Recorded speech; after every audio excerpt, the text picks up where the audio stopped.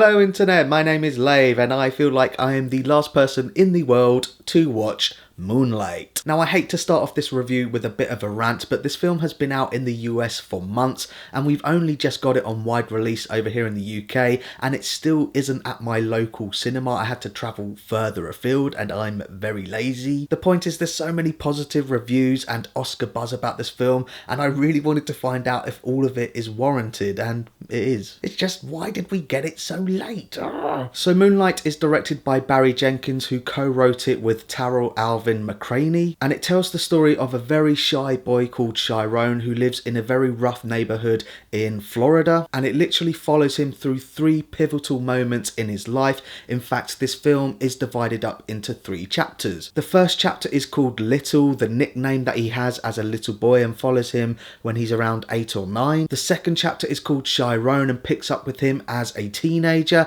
and the third and final chapter is called Black and picks up with him as a young adult. Now it might sound like a really obvious thing to say, but it really does feel like you go on a journey through this kid's life as he struggles with bullies, with his crack addict mother, the fact that he doesn't have a father, and the revelation and the ultimate repression of him being gay. It really is a fantastic character study of this boy trying to figure out his own identity and who he is, while at the same time it's providing a commentary on our perception of masculinity. So yeah, not your typical growing up in the hood film. It does play around with some of the stereotypes that you get in those types of films. For example, Mahershala Ali plays a drug dealer, but he's actually one of the few positive role models in Jerome's life. And somehow this film is simultaneously grounded, but at the same time very dreamlike. I really like the fact that it explores Jerome's psyche by going into his dreams.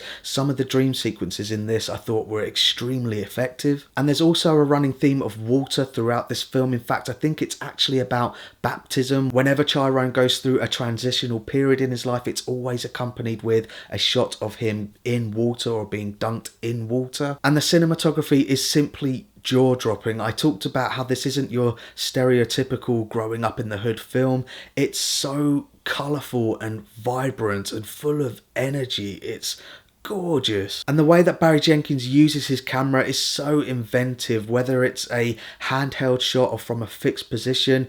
Every shot is beautifully framed. And I also noticed the use of depth of field.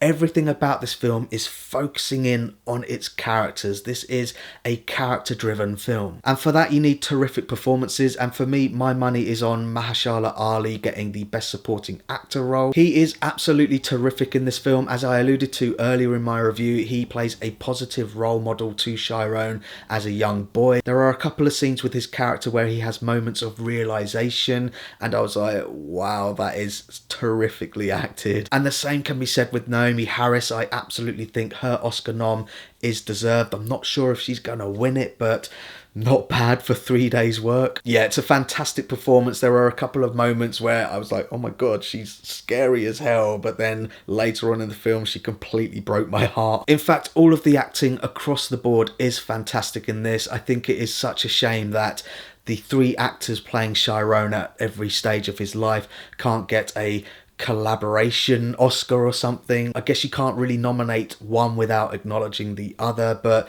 oh, it's brilliant casting, brilliantly acted, and the casting director should get something, surely. The only negatives that I have really for this film, and I'm being really super nitpicky here, is the fact that Mahershala Ali isn't in it all that much, but you do feel his performance throughout the film, if that makes sense, without giving away any spoilers. And out of the 3 acts, I do think that the 3rd act is the weakest, but maybe that's because it all leaves it quite ambiguous, but overall, what a film. So that's my thoughts on Moonlight, and pause the video if you want to take a closer look at my enjoyment tracker now. Moonlight is without a doubt one of the best coming of age films you're ever likely to see. I think it's honestly and bravely directed and acted. My only real question is, where does Barry Jenkins go from here? I think this is his 2nd feature, but Wow, what a start to his career. The Oscars are literally around the corner, and I think this one deserves to be there. I think it deserves all of its nominations. For me, the front runners are this and